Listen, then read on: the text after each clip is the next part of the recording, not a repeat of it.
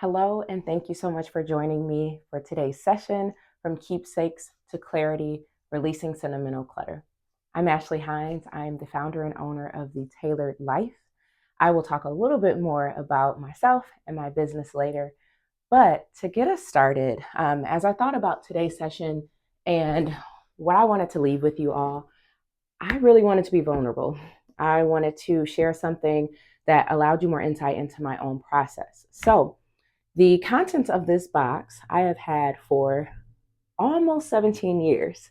And you can tell by just the lid that it doesn't get much attention. So, to start us off today, I wanted to do more than tell you, I wanted to show you. So, again, I've had this box for almost 17 years. The reason is that on March 1st of 2007, my paternal grandmother, Jessie, passed away. This is the only thing that I kept from her. And so I know what it is. It is glassware. I know what's in here, but I've not touched it in nearly, 20 years, nearly 20 years. So I'm going to open it with you all today.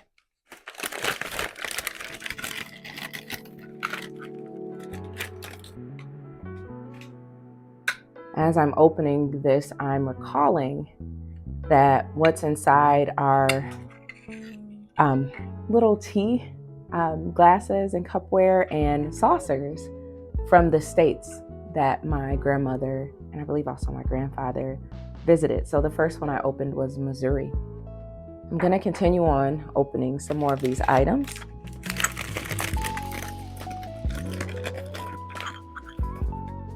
As I'm opening them, I'm pretty emotional already.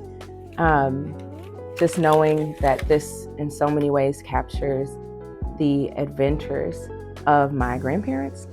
My grandfather was a truck driver, and my dad always tells me he saw so much of the country because of his father's profession.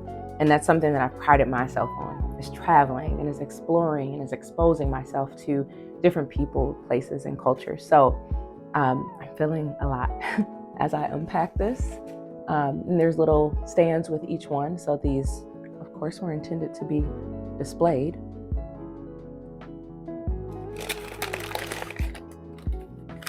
Virginia is next.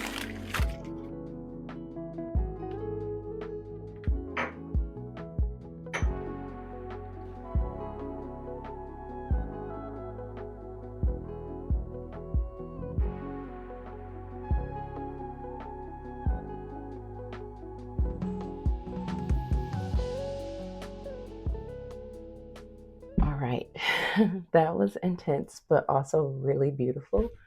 I felt a lot of emotions as I was um, looking at most of this for the first time. I have so many ideas and thoughts about where I can utilize many of the items, some things that I would release um, already, but I feel really good about the things that I would keep. I'm actually going to show you them.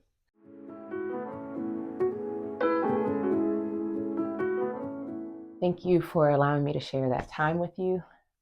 It felt, again, really emotional, and there were highs and lows, but I'm so glad I did it after 17 years. Thank you again. As I promised, I want to tell you a little bit more about myself and my business. I am a healthcare executive, an entrepreneur, and community leader. I am also a wife and a mom of two.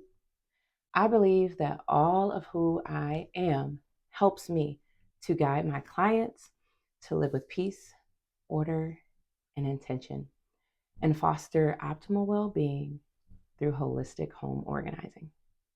I've had the joy of being featured in Good Housekeeping, The Spruce, Apartment Therapy, and other notable lifestyle platforms. Anytime I'm asked to highlight the impacts of living organized on our well being, I'm in. The tailored life is about living a life tailored for you. It's one that fits your needs and honors your goals. So, before I go on, I wanted to let you all know that if you join my Tailored Thoughts email list, which you can do on my website, and there'll be more information on how to do that below. You will receive a free Sentimental Clutter guide, and you'll also be entered to win a gift card to Archive, which is valued at over $100. Archive really helps us to make something beautiful and useful out of our excess art and photos. So I'm excited to gift that to one of you. I also encourage you to follow me on Instagram at The Tailored Life. Once there, please send me a DM. I would love to know that you've joined me. All right, so let's get to it. During this session, I'll define sentimental clutter. I'll share tips for decluttering sentimental items. And for the items that you decide to keep, I'll share ideas for reimagining their use in your life. Finally, we'll talk about preventing future sentimental clutter. I hope when you leave today that you're able to assess if you have sentimental clutter, that you feel inspired to repurpose and or find a new use for those things, and that you're intentional about keeping, and that you have a game plan for sustaining this new approach. So let's define sentimental clutter. The simplest way to define sentimental clutter is any item you place meaning on beyond its use or function. And I mean practical use or function. You keep it strictly because you have memories, you have an emotional attachment, or there's a story that that item tells you. No one else can tell you what means something to you. Examples may include, but are certainly not limited to, old furniture, trip souvenirs, any sort of hand-me-down or inherited item, um, newspapers, magazines, letters, cards, artwork, gifts. How about old schoolwork, baby clothes, your old clothes, and the list goes on and on and on. And as you saw from me earlier, glassware or china. I could never share an exhaustive list, but I'm sure you get the point. So I want to pause. And feel free to pause me as well if it would be helpful to really give yourself some time to think. Do you have anything in your home or within your possession that meets this definition? So go ahead, take a moment, think about it. And if you don't, does someone who you love have items that may qualify in that definition? If so, so either for you or a loved one, I believe this session is for you and that you can get value out of what I'll share today. So let's jump right into the tips. Here are some of my tips for decluttering sentimental items. Number one, and if you've heard me talk about decluttering ever, or really any other professional organizer, they are going to tell you to start with your why. So I'm a person, I firmly stand against feeling forced to declutter sentimental items. I feel in so many ways you'll resent not only the process, but the people and or person who, pushed you to do that. And in so many ways, it compromises the entire process. It compromises the feelings of freedom and ease that typically come from decluttering. So why are you decluttering sentimental items? Get clear on that so that you can remember it, because it will get tricky. It will get tough as you go through those items. But some of the reasons may be more space. It may be actually displaying and enjoying those items. It could be goal alignment, and the list can go on and on. This why will inspire you and to have discipline, basically, as you move forward. One of my compelling whys is that I really enjoy time with my family and friends. And so I want to reduce the amount of time I spend cleaning and organizing my home, which means I want to have less stuff, basically, because that means so much to me, right? I've even heard family members or older clients who reflect on they want to have less physical items so that when they pass away, it's less for their loved ones to go through, right? So this sort of concern for the future of the people in their lives. So whatever it is, it has to be important to you. To keep us moving, another tip I have is to develop a plan that considers you.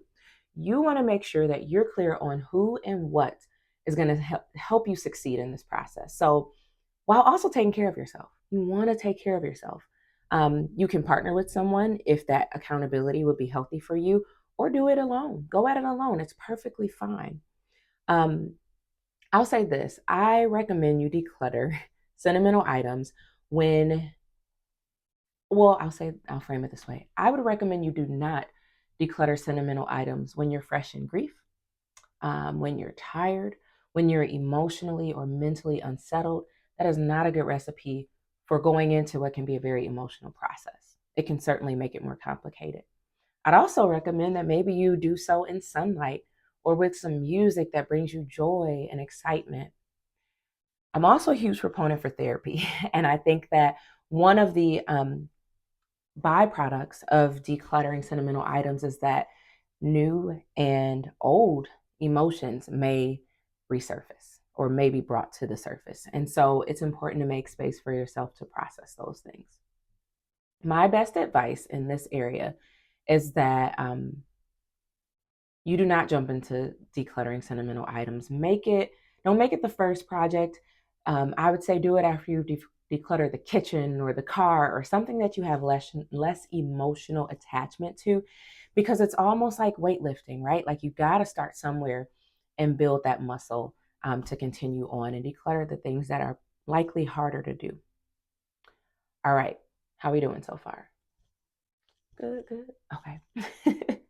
This next tip is the kind of the meatier or tofuier, if that's a word, portion of today's session.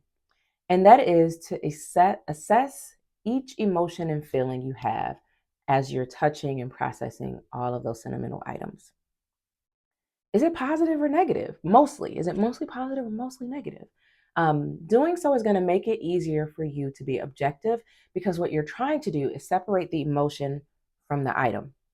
You may also notice that there's some trends or some things that are coming up repeatedly, and then that's going to help you to make rules for making decisions about items moving forward. Sometimes the association with a person or a place or a time, it can hit our hearts and our minds in unexpected ways. Some questions you might ask yourself are, what emotions come up for me when I see this item? Why am I struggling to let go?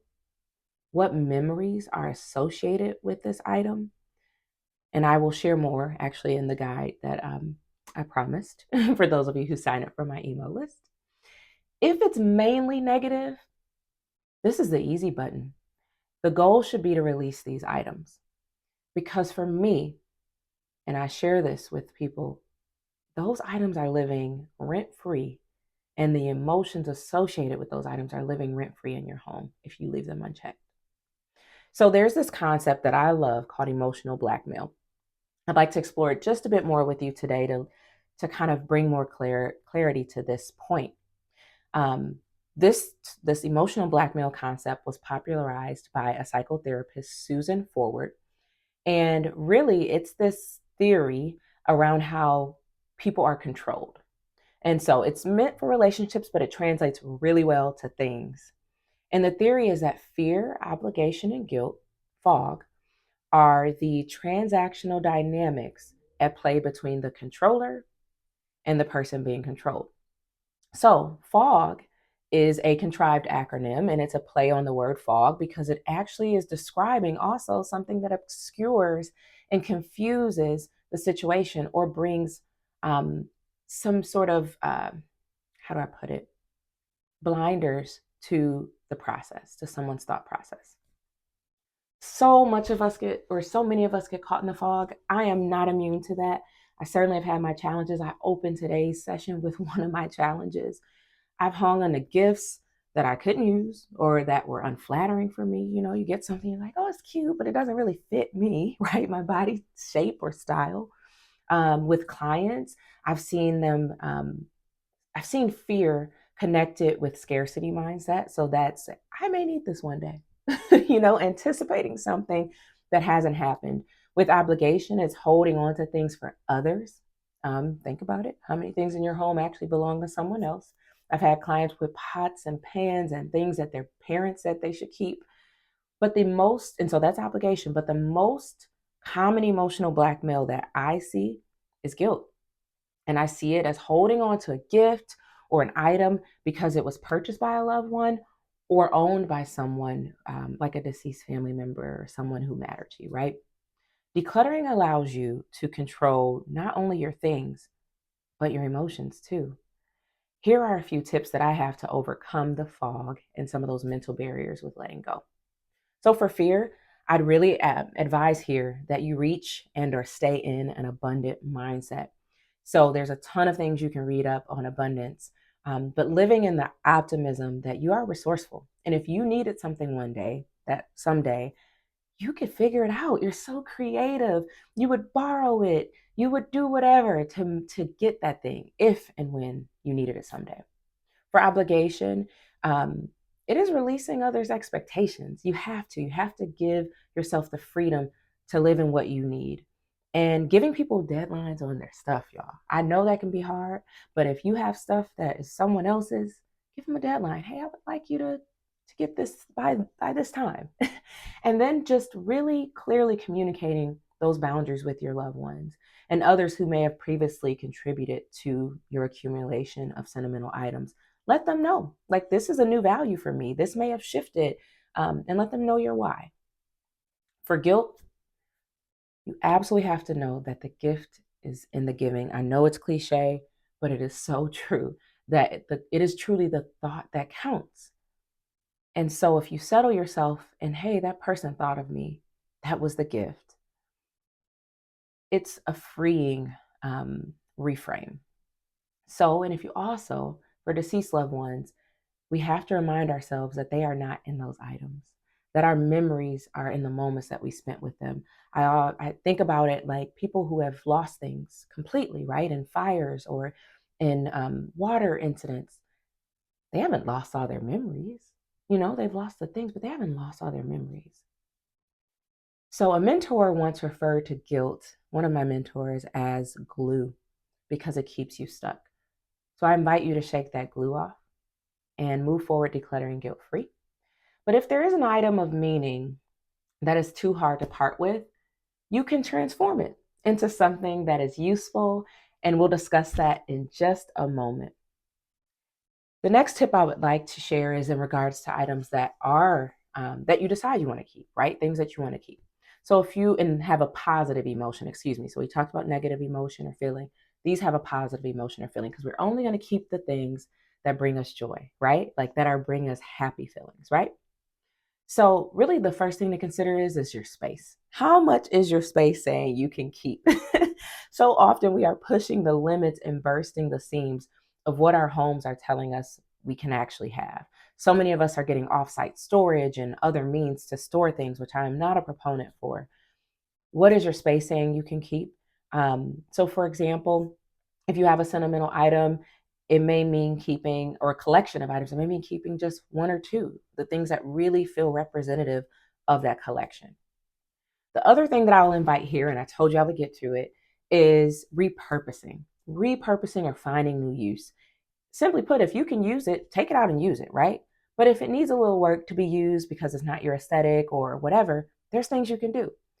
One of the things is you can paint. And I know I'm in an audience of people who love to use their hands and are inventive and imaginative. So paint that old piece of furniture and bring new life to it. You can turn old shirts into blankets or pillows, or apply them to existing clothing and give them a little edge, right? You can reimagine old jewelry. I have a very dear friend whose fiance actually re-envisioned his mother's and I believe his grandmother's rings and created her engagement ring. I mean, how special. Baby clothes can be put on display in shadow boxes or gifted to new parents. And then I mentioned this a bit earlier, but you can use a resource like Archive or similar to turn artwork and cards into a book, something you actually use and view, and you can digitize old photos. So there are so many other opportunities here. And as a reminder, if you join my Tailored Thoughts email list, and you will be entered to win this raffle. Also, though, in that resource guide, I'll have even more ideas around how you can reuse and repurpose the sentimental items that you in fact want to keep, because we don't want them in the dusty bins that you saw me pulling through earlier, right? We want them on display. We don't want them in our basements. Okay, here's my last tip. Donate with intention. Sometimes the best way we can honor ourselves and the things and the people and the places and the times associated with them is to give them new life with someone who can actually use them. So it can make it also pretty like just easier to part with those items. So family items, I say start with family. So if it's an heirloom or something inherited. So for me, as I went through all of this glassware, I'm going to ask other members of my family first before I donate them beyond my family. Also for clothing, vintage is in. So if you have a teenager in your family, I know they would love to go through a legacy member of their family's items and pick out things that are special and unique. Local thrift stores and buy nothing groups are a great source, as well as group homes for furniture because they're often looking to have furniture in their spaces. And you never know, the things you repurpose could be exactly what they need. Our last topic of conversation for today is around preventing future clutter, sentimental clutter. So last year, I had the joy of being on the Beautiful Home, Beautiful Life Summit as well. And I talked about boundaries and maintenance. So when you sign up for the email list, I keep saying it because I promise y'all, it's good. It's good. But when you sign up for that, you will also get access to my talk from last year. So I'm going to keep this brief and just share a few high level nuggets when thinking about preventing. Because you started this journey with inquiry and seeking even deeper self awareness, you will better understand your opportunities in this area. You will have intel that you didn't have before. You can prevent accumulating items and these types of sentimental items in the first place by just saying no to someone when you are gifted things or given things, and not necessarily no to a gifting. I have other ways, more appropriate ways of doing that. But if a family member is trying to give you a bin of things, you can just say, no, I'm not interested. That doesn't align with where I am right now, right? Although it's tough, to me, it's the most significant in preventing the future pileups because I find so many of these sentimental items are actually at the hand of other people. Regularly donating, recycling, tossing, selling items will help you thrive in your organizing journey. And then finally, it's not easy for everyone to jump right in. So be conscious, check in with yourself, and realize you may not be able to do this all in an intensive manner. You may have to start small. And so for me, that would be either starting with the area of your home, a bin, or just releasing one sentimental item. It is okay. Like I said earlier, it's a muscle, so you have to strengthen it, right? You'll build that momentum and things will get easier for you. Keep pushing to gain this clarity because, as Margaret Ellison puts it, and I love this, if everything is sentimental, then nothing is sentimental, right? That connects with me. I don't know if it connects with you. Give yourself grace. It takes work to build new habits. Be realistic and always do what works for you. So, today, I defined sentimental clutter. I also shared some tips for decluttering sentimental items and for the things you want to keep. We talked about some of the ideas and things you could do to repurpose or use them. And then finally, we talked about preventing future sentimental clutter. I hope to see you as a part of my Tailored Life community, either through the email listserv or again, come join me on Instagram, send me a DM, let me know you met me here. I hope you I hope you took something from today's session. I truly do. Thank you for being here and be well.